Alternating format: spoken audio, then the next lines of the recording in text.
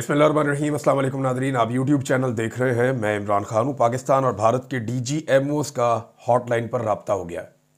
ये DGMOs होते हैं, डायरेक्टर जनरल मिलिट्री ऑपरेशंस। ये बहुत इंपॉर्टेंट लोग होते हैं। फ़ौज जितने ऑपरेशन करती है, ख़ास तौर पे बड़ी फ़ौज, ये उस सब की निगरानी करते हैं। ये बहुत इंपॉर्टेंट आदमी होता है किसी भी फ़ौज के अंदर, और इसकी सारी सलाहियत ऑपरेशनल उमूर के लिए होती है कि कौन सी फ़ौज कहाँ पे मूव करेगी, कौन सी यूनिट कहाँ पे जाएगी, किस तरह के हथियार कहाँ पहुँचाए जाएंगे। तो ये तमाम लोगों के साथ कोऑर्डिनेशन में होते हैं, और किसी भी फ़ौज में इसका बड़ा इंपॉर्टेंट रोल होता है। और ये हर जगह के बारे में जानता है कि कहाँ पे क्या हो रहा है और कहाँ पे क्या होना है। लिहाजा इन दो लोगों का राब्ता ये सीज़ फायर के बाद एक इम्पॉर्टेंट डेवलपमेंट है, और ये राब्ता बताता है कि अभी मज़ीद लड़ाई शायद ना हो। लेकिन आप नरेंद्र मोदी पर भरोसा नहीं कर सकते। उसकी वजह है, वो वजह मैं आपको आगे चलकर बताता हूँ, क्योंकि कुछ अहम डेवलपमेंट्स हुई हैं। अमेरिका ने जब मोदी को डराया और बताया कि जनाब कुछ भी हो सकता है इस खित्ते के अंदर, और पाकिस्तान एक बड़ी तैयारी करने जा रहा है, और जो तबाही आपने नहीं सोची वो अब भारत में भी हो सकती है, तो फिर भारत के होश ठिकाने आए। कैसे आए वो मैं अभी साबित कर देता हूँ आपको थोड़ी देर में। लेकिन यहाँ पे पाकिस्तान के पास क्या है और भारत के पास क्या है, आपस में डिस्कस करने के लिए जब बातचीत होगी तब। भारत की जानिब से जो वाहिद मामला उठाया जाएगा वो पहलगाम इंसिडेंट है, और वो उसके तनाजुर में जो पिछले वाक़यात हैं वो भी बताएंगे कि जनाब पाकिस्तान से दहशतगर्द तंजीमें आती हैं, वो आकर भारत के ज़ेर इंतज़ाम कश्मीर में वो दहशतगर्दी करती हैं। अब यहाँ पाकिस्तान का एक मौक़िफ़ और भी है। देखें, जो भारतीय फ़ौज के ऊपर हमले होते हैं ना, उनको पाकिस्तान दहशतगर्द हमले नहीं कह सकता। उसकी वजह यह है कि पाकिस्तान ये समझता है कि कश्मीर में लोग अपनी आज़ादी के लिए लड़ रहे हैं, और वो जो आज़ादी की लड़ाई है वो दहशतगर्दी नहीं है। वहाँ पे भारतीय फ़ौज मारती है कश्मीरियों को, और कश्मीरी मारते हैं भारतीय फ़ौज को, और ये फ्रीडम फाइटर्स हैं। इन्हें आप दहशतगर्द नहीं कह सकते। ख्वाजा आसिफ ने जब ये स्टेटमेंट दिया तो इमरान खान साहब की बहन अलीमा खान ने उसका जवाब भी दिया है। ख्वाजा आसिफ का ये कहना था कि जनाब वो आपको पता है कुछ भी कह देते हैं, और ख्वाजा आसिफ साहब ने इस मरतबा पाकिस्तान को जितना नुकसान पहुंचाया है उतना किसी ने नहीं पहुंचाया। यानी ख्वाजा आसिफ का एक एक स्टेटमेंट आप उठाकर देखें, गैर जिम्मेदार स्टेटमेंट है। वो पाकिस्तान को ब्लेम करते हैं। अब अलीमा खान बता रही है कि सियासतदान मैच्योरिटी दिखाएं, हम बहनें अपने भाई के लिए जो कर सकती है वो कर रही हैं। ख्वाजा आसिफ ने कहा कि 30 साल से कश्मीर में दहशतगर्दी हो रही है। ख्वाजा आसिफ कैसे आज़ादी की तहरीक को दहशतगर्दी से जोड़ सकता है? देखिए, जहां पे सिविलियंस को कत्ल किया जाए, उन्हें निशाना बनाया जाए, तो वो तो दहशतगर्दी है। हम तो ये कहा करते थे कि भारतीय फौज कश्मीर में दहशतगर्दी कर रही है, और कश्मीरियों को दहशतज़दा कर रही है, और कश्मीरियों का कत्लेआम भी कर रही है, उन्हें गिरफ्तार भी कर रही है, उन्हें जबरी तौर पे लापता भी कर रही है, वहां खवातीन की इज्जत से भी खेल रही है। ये हमारा मुकदमा था पाकिस्तान का। आप ये कैसे कह सकते हैं कि कश्मीर में दहशतगर्दी 30 साल से दूसरे ग्रुप्स कर रहे हैं? देखिए, फौज के खिलाफ, जो भारतीय फौज के खिलाफ कश्मीरी जब उठकर लड़ता है तो पाकिस्तान का एक मौक़िफ़ है, क्योंकि यहां पे लाइन ऑफ कंट्रोल है, ये बॉर्डर नहीं है, ये लाइन ऑफ कंट्रोल है। तो हमारा एक स्टेट का मौक़िफ़ है जो हमने नहीं बदला कभी। ख्वाजा आसिफ के स्टेटमेंट से वो बदलेगा भी नहीं कि जनाब कश्मीर के अंदर जो कश्मीरी अपनी आज़ादी के लिए लड़ रहा है वो फ्रीडम फाइटर है, चाहे वो बुरहान वानी है चाहे कोई और है। पाकिस्तान का ये मौक़िफ़ हमेशा रहा है। अब भारत जो मामला उठाएगा पाकिस्तान के साथ, वो ये दहशतगर्दी वाला मामला उठाएगा। पाकिस्तान सबूत मांगेगा कि लाओ जी सबूत ले आओ। अगर हमने किया है या पाकिस्तान के अंदर से हुआ है तो उसके जो सबूत आपके पास हैं वो आप हमें फराहम कर दें। जैसे हमने सबूतों के साथ साबित किया था कि पाकिस्तान में कुछ हमले भारत ने करवाए हैं। अब एक तो इसमें जो टाइमलाइन थी वो ये थी कि पहले जो है वो भारत ने पाकिस्तान पे हमला किया। नंबर 2, भारत ने सिंध तास मुआहिदा मनसूख किया है, जिस पे पाकिस्तान बात उठाएगा। सिविलियंस की जो शहादतें पाकिस्तान में हुई हैं, पाकिस्तान को ये नुक्ता ज़रूर उठाना चाहिए, ख़ास तौर पे ख़वातीन और बच्चों की शहादतें। फिर मसाजिद के ऊपर बम गिराए गए हैं, जिससे लोगों के सेंटिमेंट्स बड़े मजरूह हुए हैं, लोगों के जज्बात मजरूह हुए हैं, और भारत ने सिर्फ इल्ज़ामात लगाए, सबूत फराहम नहीं किए, और लड़ाई में पहल भारत ने की है। अब ये इस माहौल में DGMOs का राब्ता होना और इस चीज़ को आगे बढ़ना, ये बहुत इंपॉर्टेंट है। आने वाले दिनों में क्या होगा वो मैं आपको बताऊंगा, लेकिन इस पिक्चर की आपको समझ आएगी ये जो अब मैं आपको कहने वाला हूं। क्योंकि देखिए, जब ये लड़ाई का माहौल बनता है ना, तो हर दिन सिचुएशन बदलती है। बाज़ औक़ात चीज़ें किसी और तरफ जा रही होती हैं, बाज़ औक़ात एकदम टर्न हो जाती हैं। आपने प्लान कुछ और किया हुआ होता है, और ग्राउंड पे कुछ और हो जाता है। अब ये जो लड़ाई भारत और पाकिस्तान के बीच में हुई है, पाकिस्तान ये लड़ाई लड़ना नहीं चाहता था और ये सभी जानते थे कि पाकिस्तान ने ये लड़ाई नहीं लड़नी थी, पाकिस्तान पूरी दुनिया को कह रहा था। लेकिन भारत ने पाकिस्तान को जबरदस्ती इस लड़ाई में धकेला और फिर भारत के साथ जो हुआ वो हम सब ने देखा भी है। अब जरा आप ये देखिए कि दुनिया की जो सबसे बड़ी पॉलिटिकल पार्टी है, दुनिया की जो नंबर 1 पॉलिटिकल पार्टी है ना इस वक्त, वो बीजेपी है, भारतीय जनता पार्टी, नरेंद्र मोदी की पार्टी। वो दुनिया की सबसे बड़ी पार्टी है। उसकी एक वजह यह भी है कि 140 करोड़ भारतीय हैं, 1 अरब 40 करोड़। चाइना की आबादी बेशक थोड़ी सी बड़ी है, लेकिन उनके पास दुनिया की दूसरी सबसे बड़ी पार्टी है चाइनीज कम्युनिस्ट पार्टी, वो दूसरे नंबर पे दुनिया की सबसे बड़ी पार्टी है। अब भारत का क्लेम है और पूरी दुनिया का ये क्लेम है कि दुनिया की सबसे बड़ी सियासी जमात बीजेपी है, जिसका वजीर आजम इस वक्त नरेंद्र मोदी है। अब नाज़रीन, बीजेपी के अगर आप ट्विटर अकाउंट के ऊपर चले जाएं तो बीजेपी का रवैया कैसे बदला इस लड़ाई में और वो क्या इंफॉर्मेशन थी जिसके बाद बीजेपी ने घुटने टेक दिए। अब नरेंद्र मोदी की जो कलाबाजियां हैं उससे भारत में इसको बहुत नुकसान हो रहा है। भारतीय मीडिया जो कल तक नरेंद्र मोदी की गोदी में बैठा हुआ था, वो मीडिया नरेंद्र मोदी को आंखें दिखा रहा है। वो सारे लोग जो जंगी जुनून में मोदी के कहने पर मुब्तला हो गए थे, वो सारे लोग अब नरेंद्र मोदी को और उसकी हुकूमत को बुरा भला कह रहे हैं। शिवसेना जो नरेंद्र मोदी की पार्टनर है हुकूमत के अंदर पार्टी, इनकी इत्तेहादी पार्टी है, जैसे पाकिस्तान में पीपल्स पार्टी के बगैर काम नहीं चलता, पीएमएलएन की हुकूमत का या एमक्यूएम के बगैर, इसी तरह से नरेंद्र मोदी को वहां पे शिवसेना की जरूरत है। अब शिवसेना जो है उसकी नुमाइंदगी भी है असेंबलियों में। शिवसेना ने बाकायदा नरेंद्र मोदी को जिम्मेदार करार दे दिया और उनके रहनुमाओं ने यह कहा, वो भड़क उठे, उन्होंने कहा जी कि नरेंद्र मोदी को ओहदे पर रहने का हक नहीं है और साथ ही साथ अमित शाह को भी निशाना बनाया है। और यह हुआ जनाब नरेंद्र मोदी के साथ भारत में कि उनके अपने इत्तेहादी उनके ऊपर भड़क उठे। पहले जरा ये बीजेपी का आप देख लीजिए, बीजेपी का स्टेटमेंट है और ये ट्वीट है नाजरीन 9 मई का। 9 मई को इन्होंने ये ट्वीट किया था 11:15 पे और उसमें बीजेपी ये कह रही थी कि हमारा बड़ा लाउड एंड क्लियर एक मैसेज है दुश्मन के लिए। ये अंग्रेजी में ट्वीट में आपको ट्रांसलेट करके बता रहा हूं कि हमारे साथ पंगा मत लो, डोंट मेस विद अस, ये लिखा बीजेपी ने। और फिर लिखा कि यूपीए रजीम की तरह, यानी जैसे पहले यहां पे होता रहा है वैसे अब नहीं होगा। जो न्यू इंडिया है has no patience for futile peace talks, यानी हम जो है वो अमन की बातों के अंदर कोई यकीन नहीं रखते। जो नया इंडिया है उसे किसी किस्म की मोदी के इंडिया को कोई दिलचस्पी नहीं है अमन की बात करने में, जैसे माजी में हुआ करती थी पहले वाले रिजीम को या हुकूमत को। इतना क्लैरिटी के साथ बीजेपी ने कहा कि कोई, यानी ये तकब्बुर था। उस वक्त 9 तारीख को इंडिया पाकिस्तान पे हमला किए हुए था। 9 तारीख को जब इंडिया ने पाकिस्तान पे फुल अटैक किया हुआ था 9 मई को, उस वक्त ये बीजेपी कह रहा था। और इसको जो लोगों ने रीपोस्ट किया, ये जो अकाउंट है ना, ये बहुत बड़ा अकाउंट है, इसके लगभग 20 मिलियन से ज्यादा इसके फॉलोअर्स हैं, ये बीजेपी का जो अपना अकाउंट है। लेकिन अब इसके अंदर जो रीपोस्ट किया, इस पोस्ट को लगभग 8,500 लोगों ने इसको सिर्फ रीपोस्ट किया और इसकी बहुत लंबी चौड़ी मिलियंस के अंदर इसकी रीच थी कि जनाब हमने सुलह नहीं करनी, हमने जंग करनी है पाकिस्तान के साथ और हमारे साथ कोई अमन की बात भी ना करे। और एक तरह से ये अमेरिका को शट अप कॉल थी, क्योंकि उस वक्त अमेरिका ये कह रहा था इंडिया से कि बस ठीक है अब इसको खत्म करें, लेकिन इंडिया के ऊपर जो है वो ताकत का भूत सवार था और वो ये कर रहे थे। अमेरिका ने इंडिया को पैगाम पहुंचा दिया था कि आपके साथ बहुत बुरा होने वाला है 9 मई को, लेकिन इंडिया को समझ नहीं आई। जो इंटेलिजेंस रिपोर्ट थी अमेरिका की, वो उन्होंने इंडियन मिलिट्री को भी दे दी थी और नरेंद्र मोदी को बड़ा कैटेगोरिकली बता दिया था अमेरिका के वाइस प्रेसिडेंट ने। लेकिन इंडिया को लगा कि ये पाकिस्तान हमारा क्या करेगा। और फिर 10 तारीख की सुबह जब पाकिस्तान ने वापस रिटेलिएशन शुरू की और बड़ी इंपॉर्टेंट मीटिंग भी एक कॉल कर दी गई, तो फिर इंडिया के होश ठिकाने आए। अब जरा 10 तारीख का ट्वीट देखिए अब इंडिया का। ये मैंने आपको जो पहले दिखाया ये 9 तारीख का है। अब 10 तारीख को वही बीजेपी एक और ट्वीट करती है और वो ये कहती है कि India and Pakistan have agreed to cease fire halting all military actions, कि तमाम जो फौजी एक्शन है वो रोक दिए गए।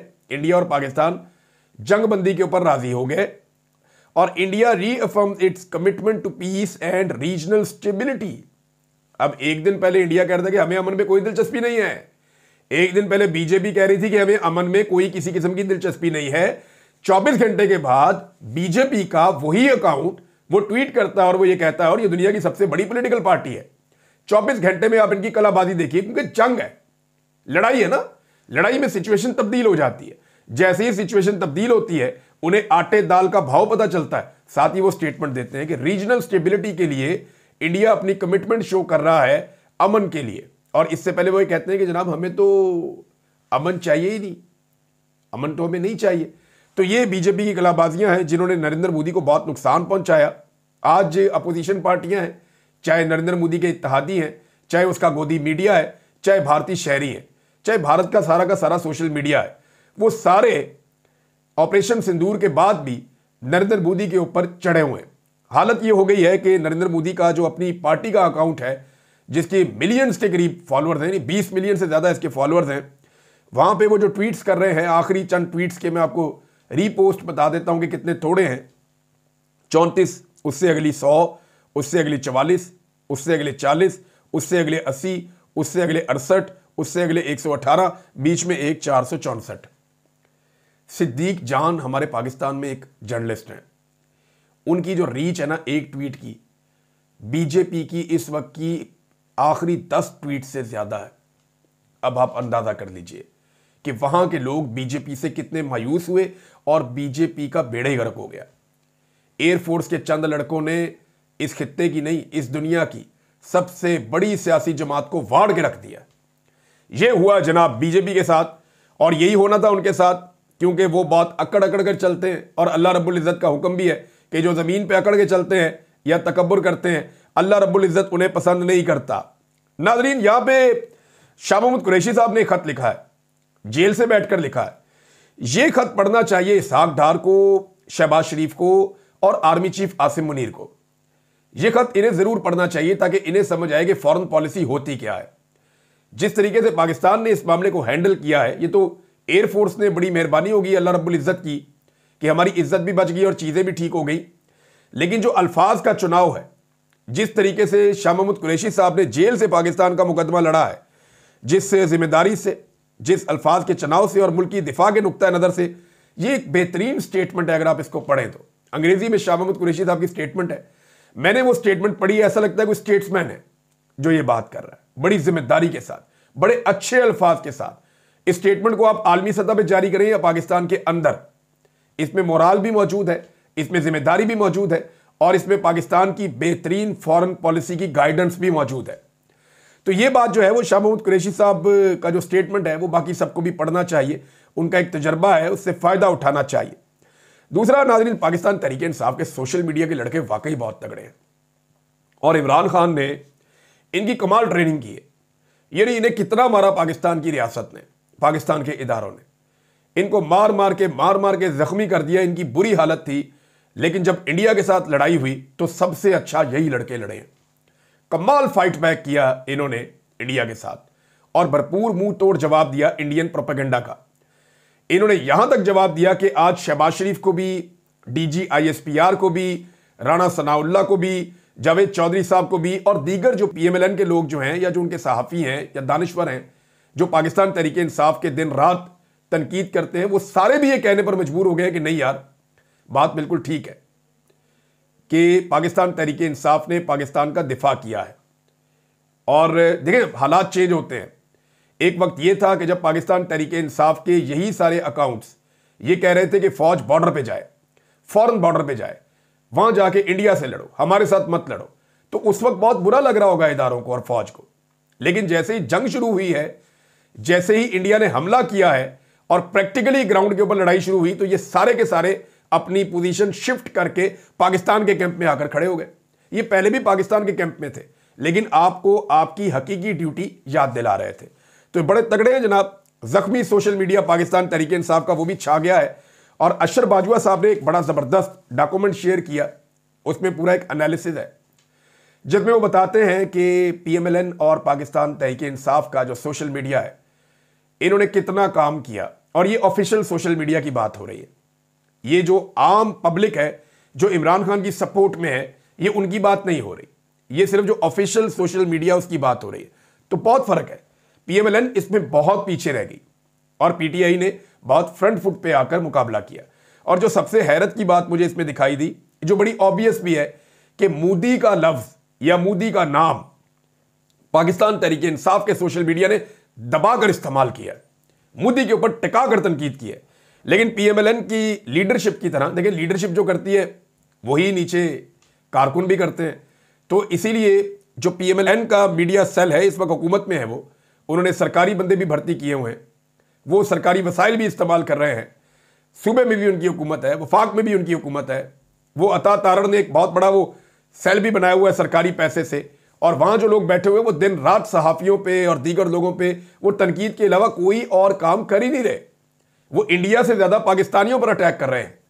लेकिन मोदी का लफ्ज लीडरशिप की तरह पीएमएलएन के सोशल मीडिया ने भी इस्तेमाल नहीं किया। ये जनाब बड़ा क्लियर हो गया मामला। अलीमा खान साहिबा ने कहा जी कि मेरे ऊपर 42 मुकदमा दर्ज किए गए और वजह उसकी ये है कि मैं इमरान खान साहब के पैगामात बाहर लेकर आती हूं। उन्होंने कुछ और पैगामात भी दिए, वो मैं आपको बाद में बताता हूं। लेकिन एक बात जो उन्होंने की वो एज इट इज मैं आपके सामने रखता हूं।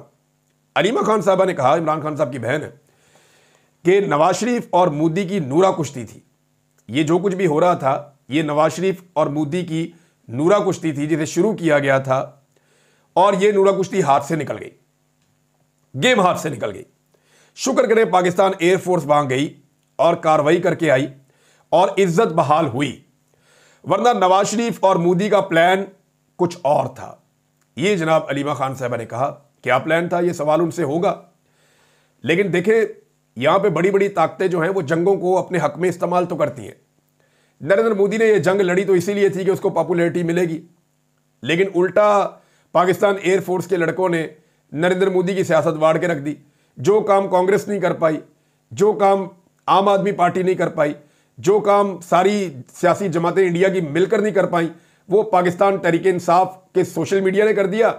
और जो मेन काम किया वो पाकिस्तान के चंद एयरफोर्स के पायलट्स ने कर दिया, या एयरफोर्स के सारे अमले ने मिलकर कर दिया। तो एयरफोर्स के लड़के जो हैं वो दुनिया की सबसे बड़ी पॉलिटिकल पार्टी पे भारी पड़ गए। गेम जो है वो उलट गया। पाकिस्तान ये जंग लड़ना नहीं चाहता था, ये सब जानते हैं, और ये खबर मैं पहले दे भी चुका हूं। लेकिन क्योंकि लड़ाई है, इसमें सिचुएशन चेंज होती है डे बाय डे, और चीजें बाद वक्त आपके कंट्रोल में नहीं रहती।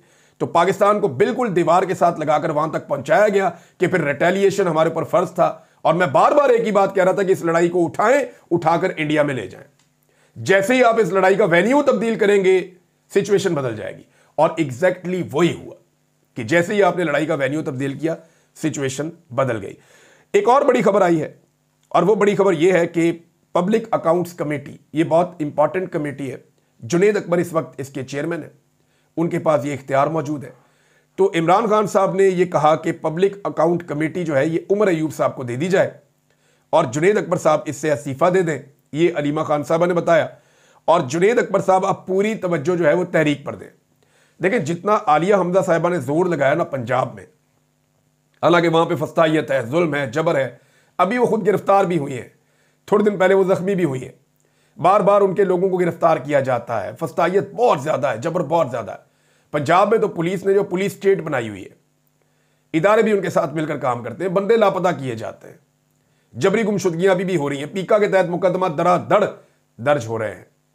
इसके बावजूद जैसा परफॉर्म किया है पंजाब में आलिया हमजा साहिबा ने, वैसा जोर जो है वो खैबर पख्तूनख्वा से अब नहीं लग रहा। जुनेद अकबर साहब ने कुछ बड़े अच्छे इवेंट्स किए जरूर हैं, लेकिन क्योंकि उनकी डबल डबल ड्यूटीज है, इसलिए इमरान खान साहब ने उनसे उनकी एक ड्यूटी वापस ले ली है, ताकि वो अपनी पूरी तवज्जो उस तहरीक की तरफ लाए जो तहरीक इमरान खान साहब ने चलाने के लिए जुनेद अकबर साहब को हुक्म जारी किया है। अब अगर खैबर पख्तूनख्वा में तहरीक दोबारा ऊपर जाती है और पंजाब उसके साथ जुड़ जाता है आलिया हमजा के साथ मिलकर, तो फिर दोबारा से पाकिस्तान तहरीक इंसाफ एक मोमेंटम बना पाएगी। इमरान खान साहब कब बाहर आएंगे? अभी लतीफ खोसा साहब ने एक मरतबा फिर उम्मीद दिलाई है कि ईद से पहले इमरान खान साहब घर आ जाएंगे। देखिए, ये गुज़िश्ता 2 सालों से हर ईद से पहले ये खबर आती है कि इमरान खान साहब ईद से पहले रिहा हो जाएंगे, ये खुशखबरी सुनाई जाती है।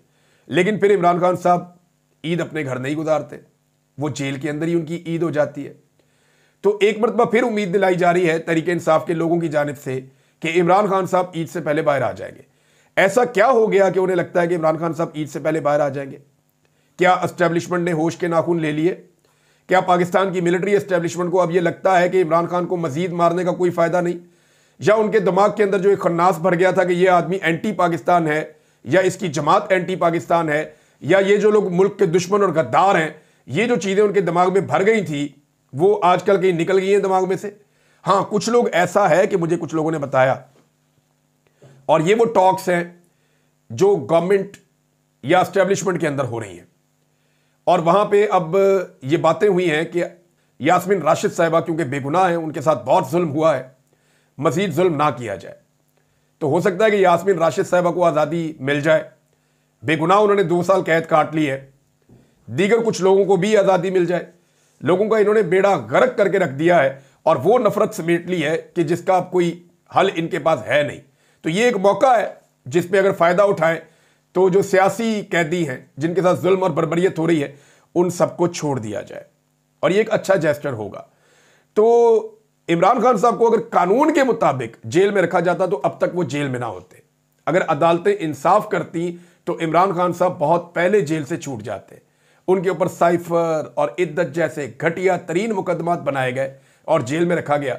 अगर ये जाली मुकदमात ना बनाते और एस्टेब्लिशमेंट इसके अंदर मुदाखलत ना करती, देखे ना जो अदालतों का सारा स्ट्रक्चर बदल दिया। इमरान खान को काबू करने के लिए 2 चीजें थी ना, एक इमरान खान काबू आ जाए, दूसरा जो आर्मी चीफ की एक्सटेंशन है उसको तहफ़्फ़ुज़ मिल जाए। ये 2 चीजें थी। इन 2 चीजों के लिए किया गया ये जो भी 26वीं आईनी तरमीम, ये अदालतों को काबू करना, आईनी अदालतें बनाना, ये सियासतदानों का मकसद ये था कि इमरान खान को काबू हम कर लेंगे, आईनी अदालतों के जरिए से पीटीआई के फायदे हम रोक देंगे, लिहाजा हमारा टाइम पूरा हो जाएगा। मिलिट्री एस्टेब्लिशमेंट का यह था कि हमारे आर्मी चीफ की जो एक्सटेंशन है उसके रास्ते में कोई रुकावट नहीं आएगी, कोई प्रॉब्लम फ्यूचर में भी नहीं होगी। तो ये जो 2 चीजें हैं इनकी वजह से ये सारा कुछ किया गया है। क्या अब अक्ल आना शुरू हो गई है? हम इसके बारे में कुछ कह नहीं सकते, लेकिन खबरें ये आ रही हैं या दावे ये किए जा रहे हैं, इवन जो एस्टेब्लिशमेंट है वो वक्तन फवक्तन लोगों से राब्ता करके ये कह रही है कि सर हम चीजें ठीक कर रहे हैं, हम चीजें ठीक कर रहे हैं। क्या वो वाकई ठीक कर रहे हैं? ये पता चल जाएगा। अब तक के लिए इतनी, अपना ख्याल रखिएगा, अपने चैनल का भी। अल्लाह हाफिज़।